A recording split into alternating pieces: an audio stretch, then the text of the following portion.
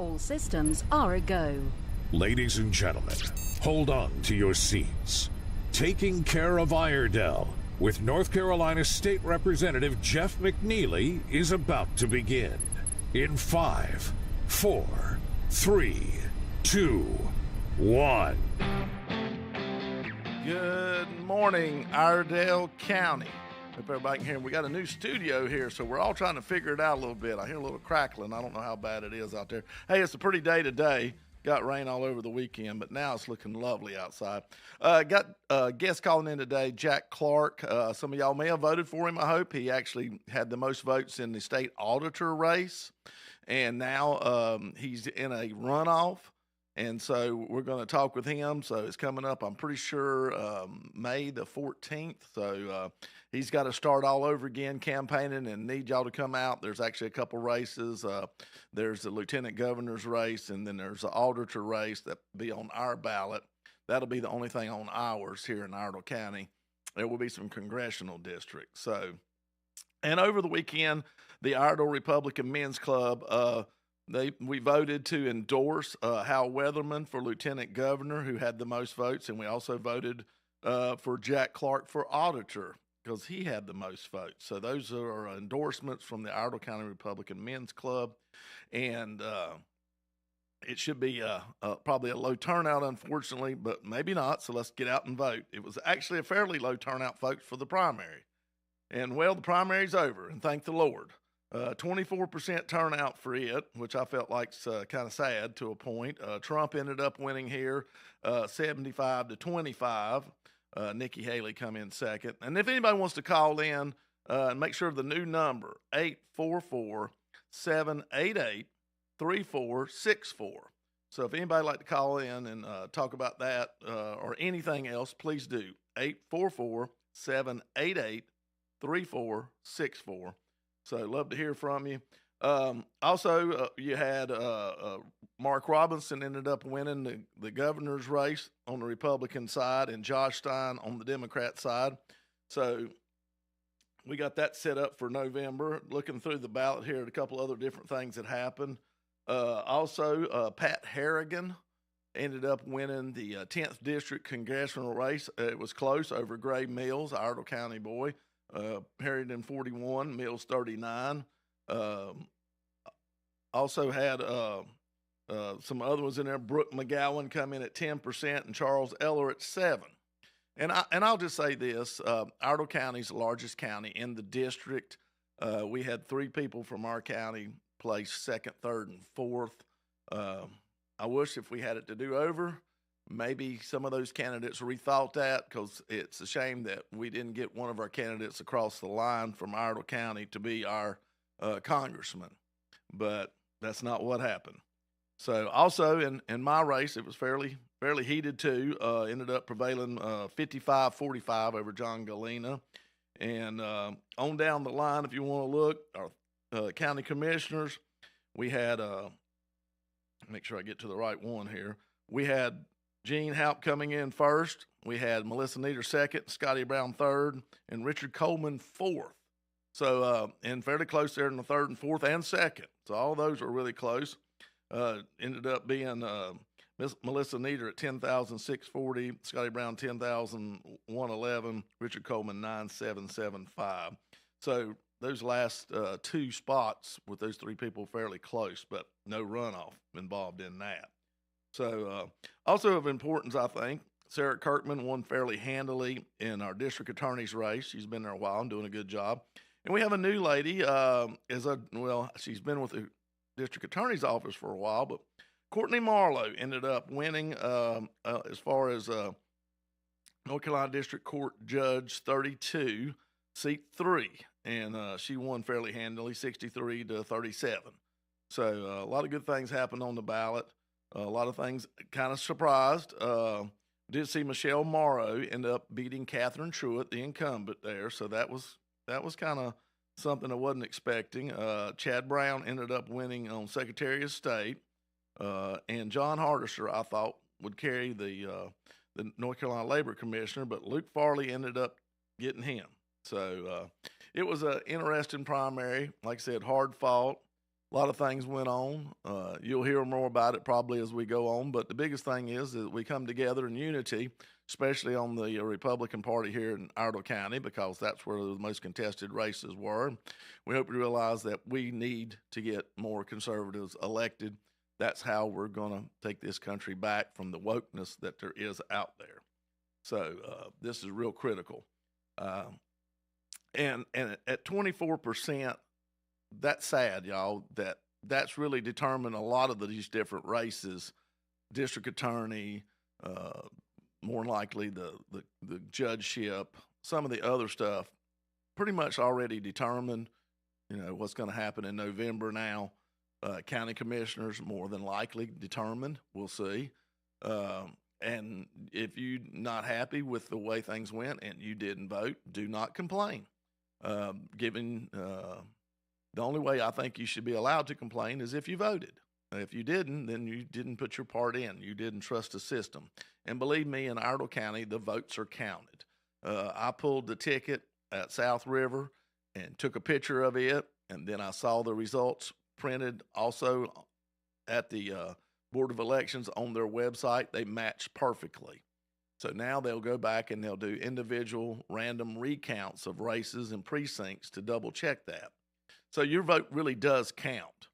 I know it does here in Iredell County. We've watched this. We prepared for it. And I also think it was wonderful to know that at the end of election night, by 9 or 10 o'clock, the votes were done, counted, and they were pretty much certified. So that's the big thing. That's really important. That bill that we passed to make sure we didn't sit around and wait for 8 or 9 days to see what come in the mail, I think that's critical. So, like I said, if anybody like to call in, I know the new numbers may be throwing you off, 844-788-3464. 2 minutes, gotcha. So anyway, going to break. We got a completely new studio here. Everything's a little different, so we're trying to figure it out. They tore everything out and started over the weekend. So if we act like we're a little bit lost, it may be just because we're not quite familiar with what we're doing here. All right, moving on to the next part of the show here. So the Supreme Court has now reinstated Trump back on the ballots in Colorado, Illinois, Maine, and anywhere else. Due process has not happened yet in his case. He has not been convicted. So, how do you disqualify somebody on the theory that you feel like they're guilty? That's exactly what happened in those states. And folks, this is a sad statement on our judicial system. This really worries me. Because if you can just conjecture that somebody's guilty and then take away some of their basic rights, which one is to vote or to run for an office, because you feel a certain way, nothing to do with the rule of law at all. It's just how you feel. And basically, the Democrats went crazy when the Supreme Court ruled this. But what did they expect? What did they really expect was going to happen with this ruling? Did they really think that they were going to be allowed to just randomly keep people off the ballot because that's how they feel? Not because of the rule of law, but we feel. We watched the North Carolina Supreme Court justice do the same thing one time here lately on their district. So hang with us. Looks like we got some calls coming. All right, we'll be right back. There's more taking care of Iredell with North Carolina Representative Jeff McNeely on the way from 105.9, 100.7 WSIC. Well, getting the work week started on a comfortable note as we climb into the mid-60s and plenty of sunshine for this afternoon, too. We'll drop it back into the low 40s tonight. Outlying spots and farms may see the upper 30s by early Tuesday morning. Warming up to 70 tomorrow, and it just gets better from there. Mid-70s, even near 80 later this week, and staying dry for a while, too. That's your forecast from the WSIC Weather Center. I'm meteorologist Chase Myers. Here is your WSIC community calendar. Happy St. Paddy's Day! Plenty of fun and adventure happening around the entire area this weekend. Downtown Cornelius, downtown Mooresville, DeVos State Vineyards in Troutman, and so much more. As always, we hope you have a fun and safe time celebrating. Summer camps are just around the corner. Check out some of the camps happening at Kane Center for the Arts. pottery for teens, paint, paint, paint, Broadway through the ages, and many more. Kane Center for the Arts is offering week-long camps starting June 10th through August 9th. For more info and to register for any of the summer camps, visit canearts.org. That's CAIN arts.org. Hey, coin collectors! This is your weekend too.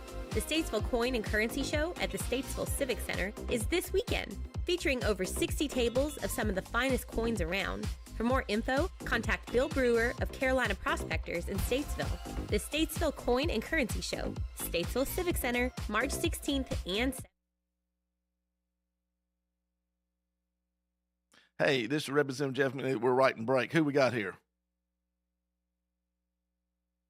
Hey, Billy, you hold tight. I'm going to get you. You the Billy? I think you're the Billy I know. I heard your voice. Billy Lowrance? Yeah. Okay. Yeah, that's it. Hey, Billy, just hold tight. Let me catch another call to get them to hold, but we'll go to you first on line one. So just, okay, you're kind okay. All right. I was going to say you're kind of fuzzy, but it cleared up. Yeah, it is getting a little fuzzy. I don't know if we got a little issue or something. All right, I'll get right back to you. All right, going to line 3. Hey, this is Representative Jeff McNeely. Are you still there? Hi, Mr. McNeely. Can you hear me? This is Ronnie. Who's this? My name is Ronnie. Can you hear me? I can. All right, Ronnie, we're in break, and I got one call before you, but if you'll wait, we'll get to you just as fast as we can. So you hold tight. All right? Sounds good. Thank you very much. All right, thank you. All right. It is pretty fuzzy, Joe. Yeah. I hear like a lot of static.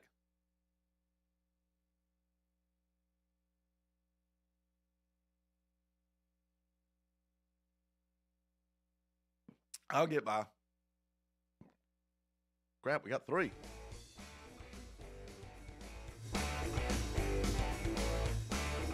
All right, we're back here for the next part of the show. Got some callers coming on, so we're going to take Billy on line 1. Hey, Billy. You brought him in yet? Hey, Billy, are you there? Are you there, yeah, Billy? I'm here. Hey, man, how you doing? Yeah. It is a little fuzzy. We'll just have to work through it. All righty. I just wanted to call and say I was just real happy that you was able to succeed in your run this time. Well, thank you, Bill. I appreciate that. Yeah. I'm not saying the other fella wasn't a good guy, but you was the one that needed to be in that position. Well, thank you. Yeah, we feel that strongly. I think experience is a good thing to have right now in that position, and that's what I think we got. So I think we're going to be fine. And I appreciate your support and help. Thank you. Yes, sir. Hope you have a good day now. You too. Take care, Billy. See you. All right, I think we got another caller here. So, hey, this is Representative Jeff McNeely. Is this Ronnie? Yes, sir. Mr. McNeely, how are you today? I'm good, Ronnie. It's a little fuzzy. We're working through it, though. What's on your mind today? Well, a quick question. Last week during the voting on Tuesday, as a matter of fact, when I come out, there was somebody doing a petition, and they wanted me to sign a petition so that they could put candidates on the ballot last minute. Are you familiar with that? Maybe I've missed something. Yeah, the Libertarians wanted to try to collect signatures to get one of their candidates in the District 10 race. He didn't have enough, so it was Libertarian, I think, or unaffiliated. I can't remember. It might have been unaffiliated. I think it was unaffiliated. Libertarian was there. It was an unaffiliated candidate collecting signatures. He had his deadline actually was election day, March the 5th, to get it. So if you early voted, he still had time, and he was trying to figure out a way to do it. And so that's one of the ways they were doing it. Don't know if I really approve of that, but it was. We'll say it's legal. It's legal. Well, yeah, I didn't. I wasn't sure about it, so I didn't sign. I was just curious. I haven't heard anything else about it, so I just wanted to try to get to the bottom of it. I appreciate your time. Thank you very much. Oh, you're very welcome. Thank you for pointing that out. Have a good day. You too. See you. Yeah. Folks know that you can still get on. So we're going to go to line 5 now. Hey, this is Representative Jeff McNeely. Who we got? It's Jesse, second tired patriot, buddy. Jesse, how you doing? Hey, got a quick question about this. Us being under a corporation, right? I really quite can't grasp this. If when y'all do lawmaking, is that under the corporation or under the state? I don't really understand the corporation thing. I've heard some people talk about it, but that we're not in a corporation setting, in my opinion. So I'm not sure where that term comes from. Yeah, I mean that's it's blow me away, man. 'Cause it's like I don't understand that. I think that's a liberal talking point. Tell you the truth, because Yeah, I haven't heard smoke any and mirrors conservative and stuff. talk about this being a type of corporation. Right. Okay. So I got one other question. I don't know if you can answer it or not. I know you got a bunch of calls coming in. That's a good thing. That is a good thing. People listening. Yeah. Hey, so that paper you sign, you get your ballot. Is there a way that you can go on and pull that up, and try to get a copy of that? I wish I'd have got it. Looks like when you sign something like that, they'd have to give you a receipt or whatever it is you sign. I'm sure that they would give you a copy because our elections are completely transparent. So if you wanted out of there thinking I signed something, or I was like, man, I should have got a copy of that. You know, that's one thing that needs to be fixed, I believe. Well, if you go to the Board of Elections or call them, they'll probably mail you one or email it to you, a scan or something. But they have those on file. They have those on file. Okay. And basically what that is you making a kind of a contract with the state that this truly is you. You know, you showed your ID. You've done everything. You're talking about a contract, and that's got me wondering, does that bound me for me giving my sovereignty up because I went and voted? No, but it does. What they're really wanting to make sure is because when you go, basically, if something should come up where they do not believe that to truly be you, you're an imposter. Then that is puts you. That's just to prove that they seen my ID and all that, yes, and that I was able to cast a vote. Yes, yep. You can't come back on them. They really can't come back on you. You've made the agreement. This is me. Yes, I want a ballot.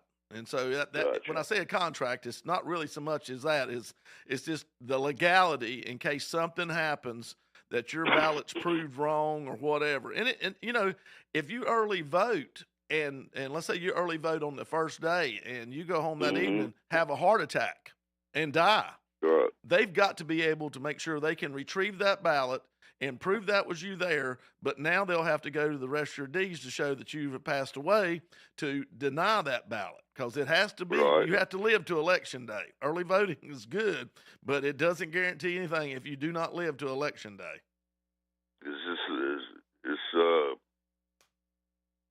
Well, I'll let you go, Jeff. Get on to another call. Okay.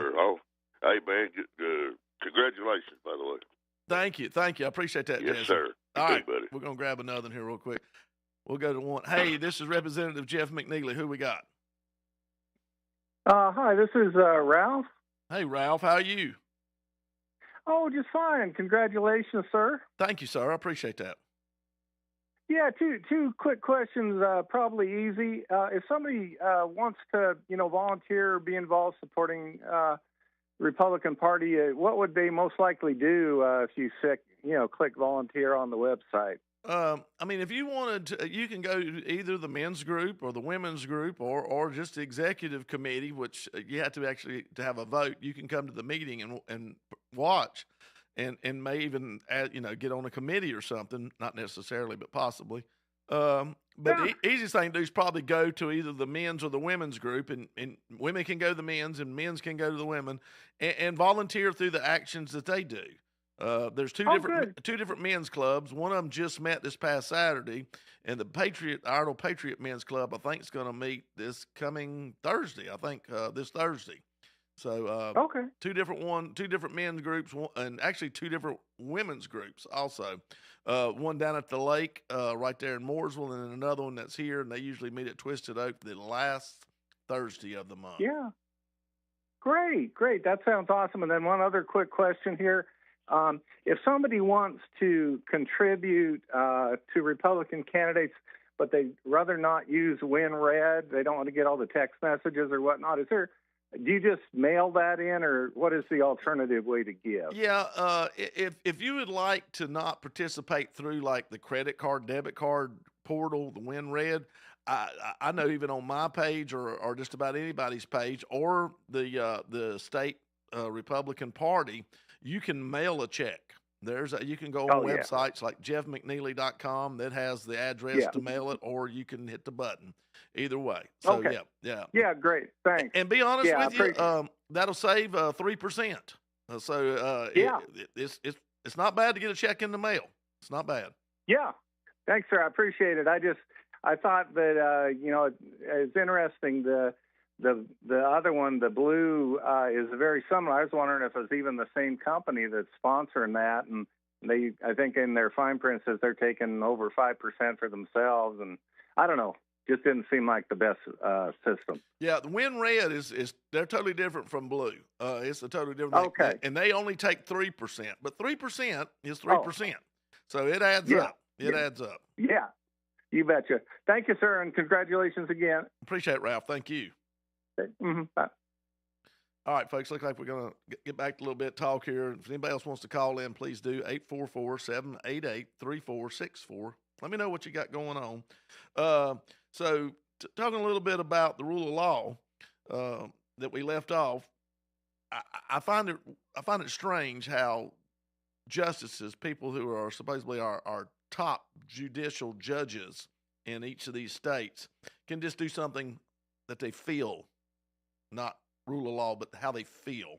We watched that happen here in North Carolina with redistricting. They couldn't prove that any of them were actually, in this last go, racially biased or gerrymandered to the point that it would bring up any kind of an issue in court. They just didn't like them. So, moving forward about like and dislike, so is TikTok done? That's the question. President Biden has said if the lawmakers send him a bill to force a sale or dismantle it, he'll sign it. Now, what's going on basically, folks, is TikTok has real close ties with the Chinese Communist Party. And do we have a caller?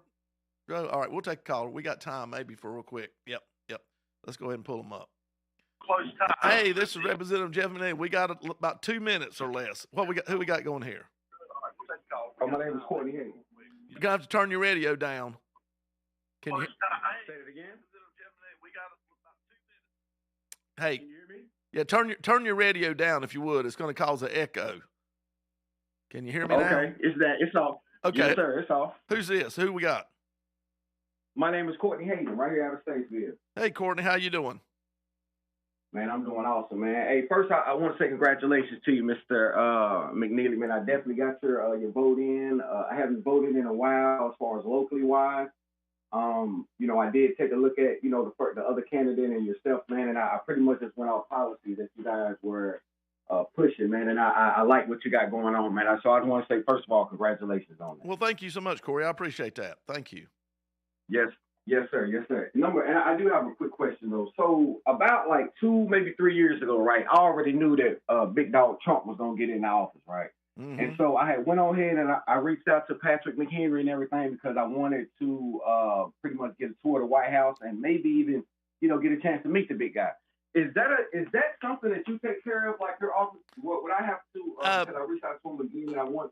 Probably all we'd end up being able to do is referring you to Patrick and to his people or whoever's your next congressman.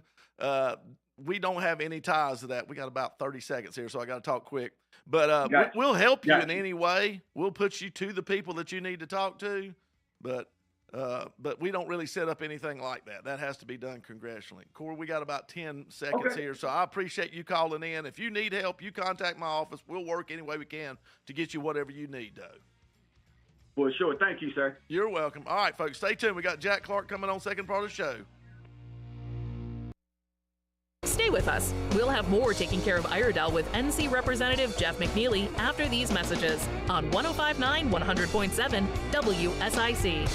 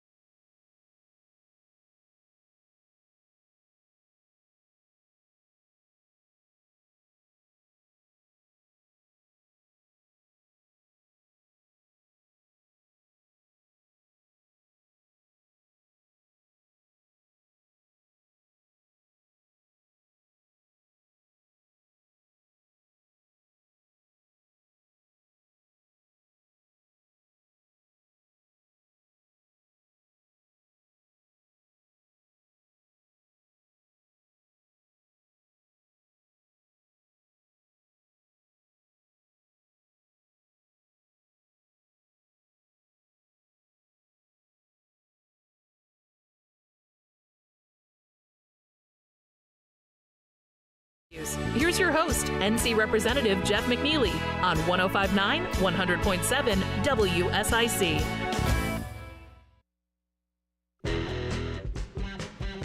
All right, back here for the second part of the show. I think we got our guest, Jack Clark, running for state auditor on the line. Let's see if we can bring him in. All right, Joe. Hey, Jack, are you there? Yep, I'm here. Yep, I'm here. Can you hear me? I can. It's a little fuzzy. I hope it's clear going out over the radio, but we got a new studio set up today, so we're working through all the bugs. But, hey, man, congratulations on coming in top vote getter in the primary. Thank you so much. Very excited. And I actually carried Iredell, so I knew your voters were smart. So they are. they selected me. They are smart, and I tried to talk you up best I can, and glad to see it. But here we go again. So is it May the 14th? Am I telling people the right date?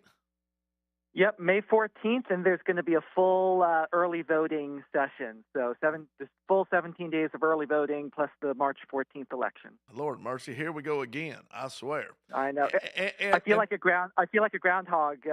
Saw my shadow. 10 more weeks of campaigning. That's unfortunately, you're exactly right. And hey, just to let you know, your billboard is still up on 40. So if you want to call the people and try to negotiate, now's your time.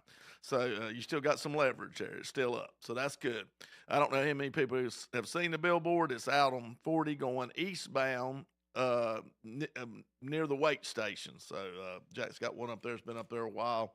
Well, Jack, all right, you know, you that lead vote getter in the primary. Actually pretty substantially, but you know the way our system works, elections, if it's less than 30%, the second close person can call a runoff. And what was there, like 5 people or 6 people in the auditor race, wasn't there? How many? Yeah, there were 6 people. 6 people. So and, you know. It's going to be hard to get 30% when you got that many. And no offense, but a lot of people, you know, auditor's not the sexiest position, if any of them are, I don't know. But so a lot of people don't know that position, actually what it does, how it works. And so it's hard to get a lot of oomph to really get your name out there and do it. But you did. Evidently, and I think you did it grassroots style.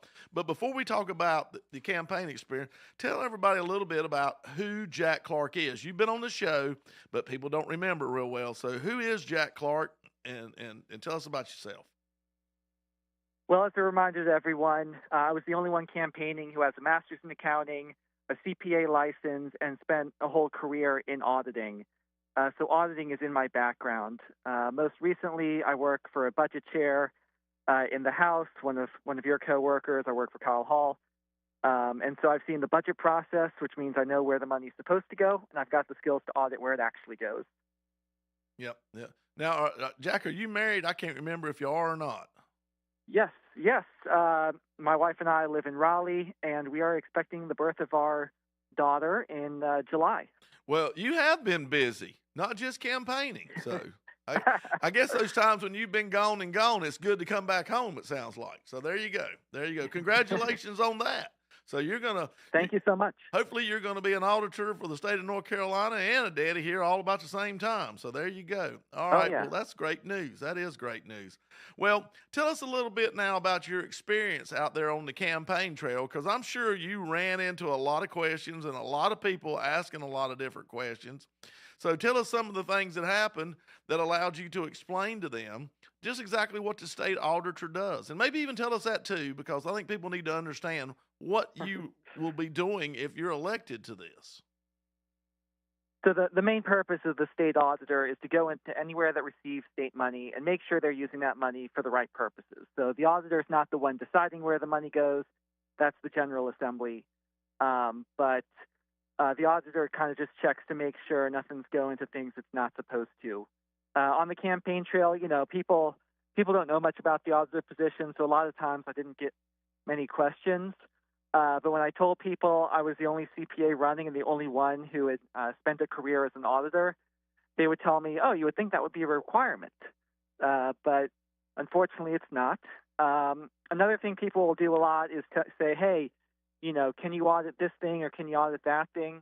And I would tell them, you know, I can. I'll consider it. But one of my campaign messages is that when I get into office, I'm just going to do a full analysis of what needs to be audited. If I commit to everywhere that people came up to me and said, hey, this needs to be audited, it would take me 100 years to get through all those things. I got to be strategic, and I know how to do those selections because I've done it in my career before.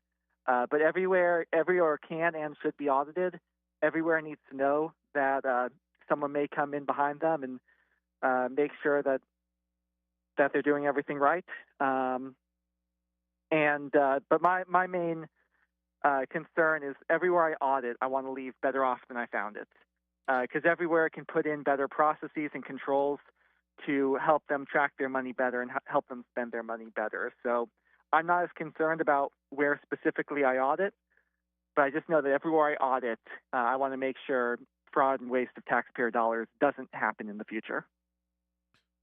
All right. Well, the lady that has been in the office, I think for the last 12 years, Beth Woods, had some issues, and so she decided to step down. And once she made that decision to step down, ladies and gentlemen out there in the audience, you can see real quick that the Democratic Party in North Carolina kind of turned on her. They wanted to make sure she got out of the way. And so now they've appointed a lady who her only qualification that I know of is she was the chairman of the Board of Commissioners for Wake County. Other than that, she has no qualifications that I'm aware of in accounting or anything. Do you know much about the lady that is now in the auditor's position? I'm trying to recall her name, and I can't even really do that, and I apologize for that. Yeah, I'm not going to say my opponent's names. Don't blame me. Don't blame you. This lady, she's a lawyer. She ran for labor commissioner in 2020, and I guess got a consolation prize as auditor. But yeah, no accounting background, certainly no audit background. And my opponent in the runoff is another lawyer, and so I figure voters should send an auditor to the auditor's election to face off against the lawyer with no accounting background. But she seems, from everything I've heard, she's a perfectly nice person. Passionate about public service, but just doesn't have any sort of background that she would need for this position. Well, and I'll talk just a smidge about Beth Woods because that's who has had the thing for a while, and I think Beth did a fine job. I really did. But she really took no direction from the legislature as far as things we would like to check on. We could make recommendations. She might do it. She might not do it. And we're hoping that the next auditor will work very closely with us and allow us to be able to track these programs and understand if they're even feasible. Because without the ability to audit a program, to see how the money was spent, see if it was spent wisely, see if there was actually an effect. Did the money actually do what we wanted it to do with this program? How do we know how to govern is what I've always said. And luckily, Beth Woods, when she did do something, a certain division or, one of the different departments, we usually got right on that because we saw an issue from that. But it was more of a reaction from the legislature than it was a doing it beforehand. So, being able to be positive and moving forward with it instead of just waiting around to see what was going to happen. So, having that relationship that you've had with the House, working through Kyle Hall's office and seeing the budget and knowing it, we feel like that we'll have a good relationship with you to get us to help us improve our government operations. Yeah, absolutely. The relationships I've built in my, only being there just over a year in the General Assembly, but I've built really good relationships and definitely willing to help out wherever I can. Yeah. Well, and we always kind of felt like you were our auditor auditing the auditors. So I know that sounds a little redundant, but we felt like you had to help us to be able to keep that short leash and what we could do, and giving great insight.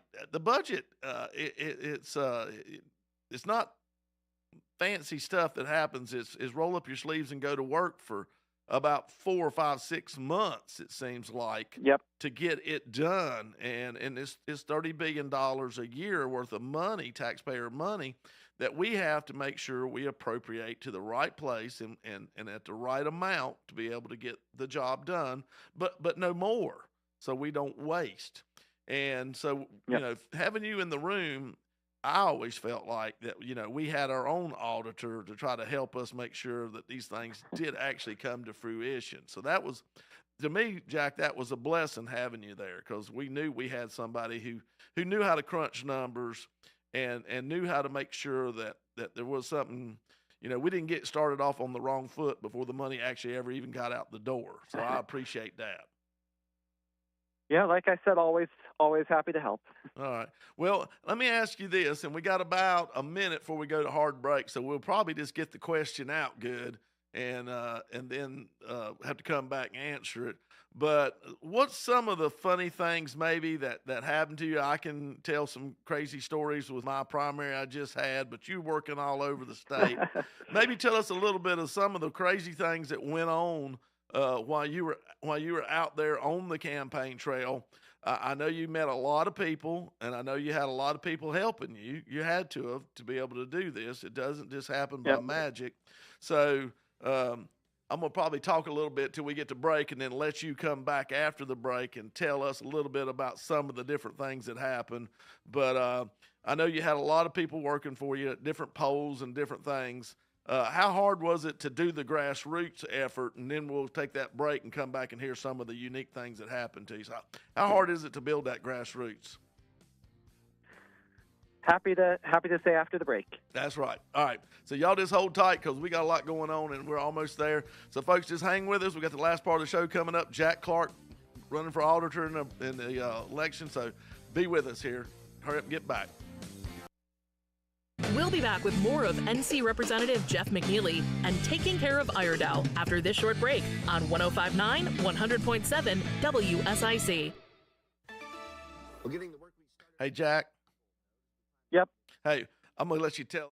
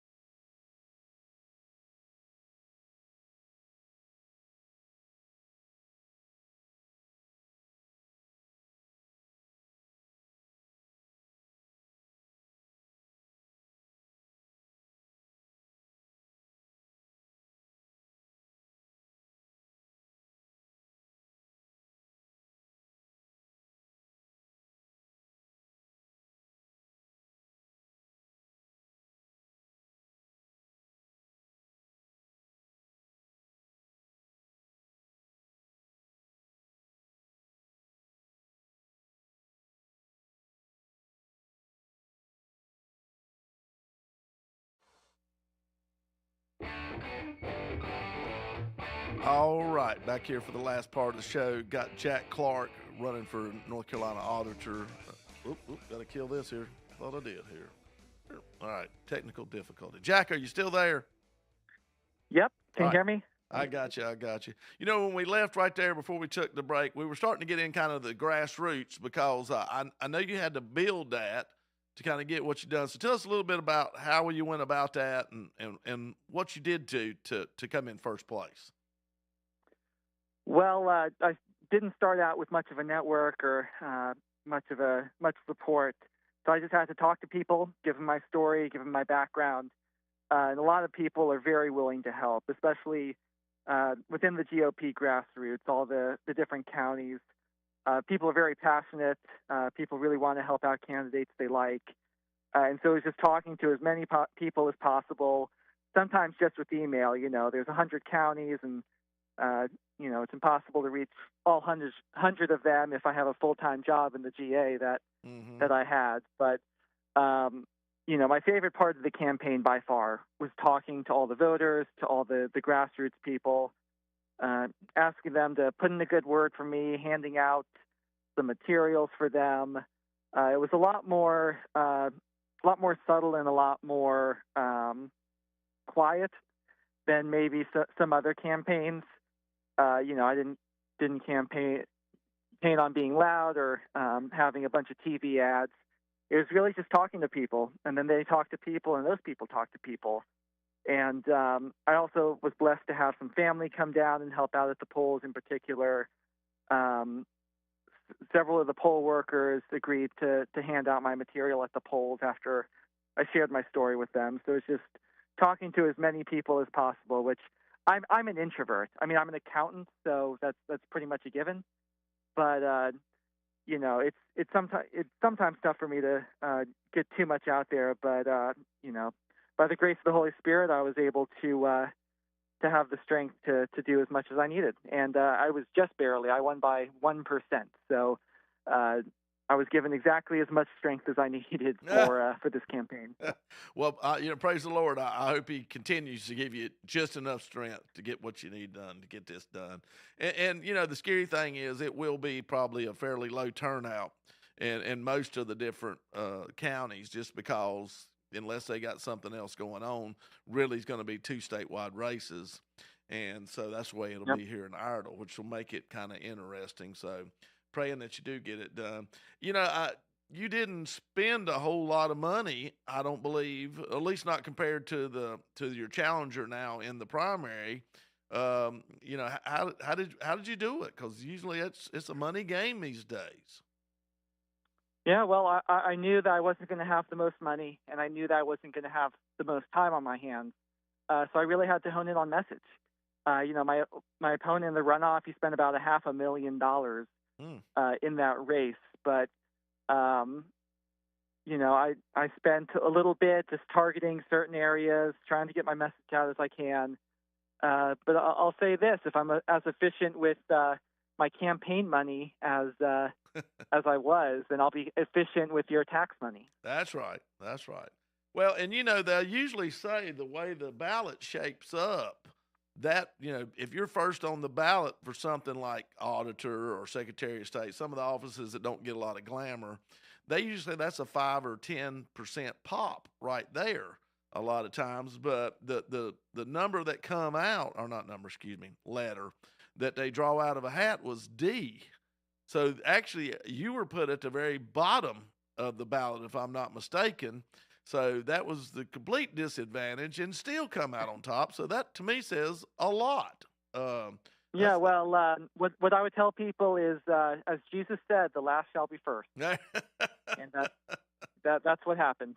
Well, and I'd said earlier, too, we actually endorsed you, the Iredell County Republican Men's Club endorsed you for this runoff. And so I hope you can take that and use it to help and in any advantage you can. That's when we do those things, you and Hal Weatherman. Yep. So good luck with that. Let me ask you this, you know, and we've asked this question before and kind of talked about it already in the show a little bit, but what are some of the things that you would like to do with the state auditor's office that maybe they're not doing now, or maybe you can see how they could do better? Yeah, I touched on this a little before, but pretty much everyone sees the auditor's position as just hammering people who commit fraud and waste the taxpayer money. And I'm certainly going to do that, and everyone knows it. But really helping people do a better job with their jobs, and I'm going to focus on anywhere that hasn't been audited in a while, the stuff that's getting the most money, the stuff that's the highest risk, and really going in there and working more as a partner than as an adversary to help them do better. Because meeting so many state employees even on the campaign trail. Most everyone working for North Carolina is good, honest people, and they're just trying to do the best they can. And so I want to go in there and I want to help them do the best they can. Now, of course, people who are doing wrong, they will be brought to justice.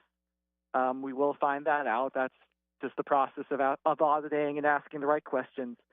But going in and just assuming people are doing the wrong thing isn't usually correct. And so going in there and really partnering with people to improve the state, because that's why I'm doing this. I want to serve the state. I want to use my skills that I've developed over my career and really make things better for people. So that's really what drove me to run, and that's what's going to drive how I operate in the auditor's office. Okay. Well, and one thing I would recommend, if possible, is, we now have two in the House and in the Senate, both two government operations oversight committees that those are new that we haven't had before. And we need to work hand in hand with you or whoever gets elected to the auditor's position, hopefully you, because they kind of go hand in hand. Our job is to bring the people in and ask some of the tough questions and try to figure out if we're getting what we want out of this particular program, department, whatever. And so we would definitely love to have the auditor be there before us, and that way we have an official report in our hands to see where the problem may lie, what's going on. I'm looking forward to working with you, I hope, in this auditor's position, because I am on government operations and the committee, and so I look forward to that. And I think this will be a good way for government to sharpen itself and to improve. Yeah, the auditor is supposed to find the objective truth. Exactly. We're kind of like a judge in that case. So we're going to get you the objectively correct information and then and bring that to you. That's the auditor's goal. All right. Well, we got just a little bit of time left, about a minute or so. So do this for me. Give us your 1 minute why we should vote for Jack Clark again for auditor. Well, I am educated, trained, and experienced in auditing. I am specifically an auditor, which prepares me for the audit role. I wasn't well connected or well funded like some of my opponents, but I still managed to come up first. And so Republican voters can vote for me safely knowing that I'll be efficient with campaigning for the general. And going up against an attorney with no accounting background, it's going to be very helpful to be able to pitch my background. And I've already won one primary, so winning a second primary is going to be no sweat.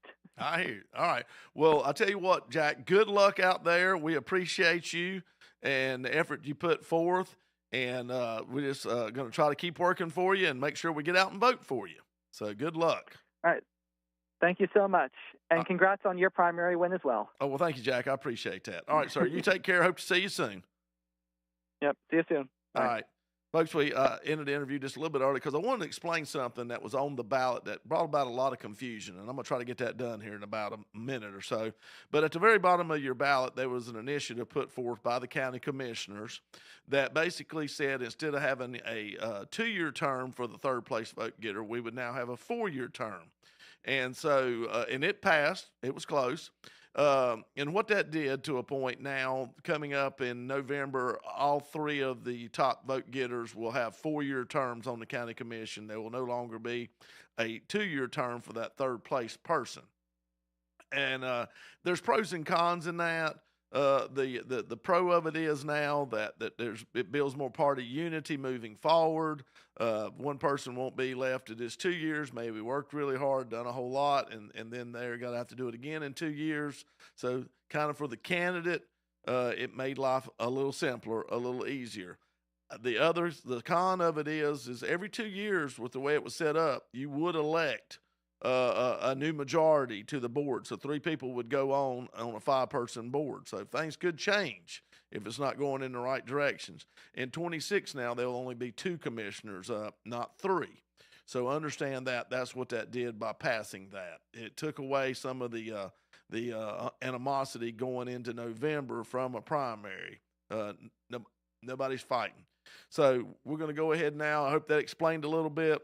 We're going to go ahead and do our prayer here, and it's going to be kind of a long one. Dear Heavenly Father, dear Lord, tough primary, tough elections, dear Lord. A lot of feelings are hurt. A lot of things were said shouldn't have been said. I hope people understand. I hope they're asking you for forgiveness if they told something that wasn't true on somebody.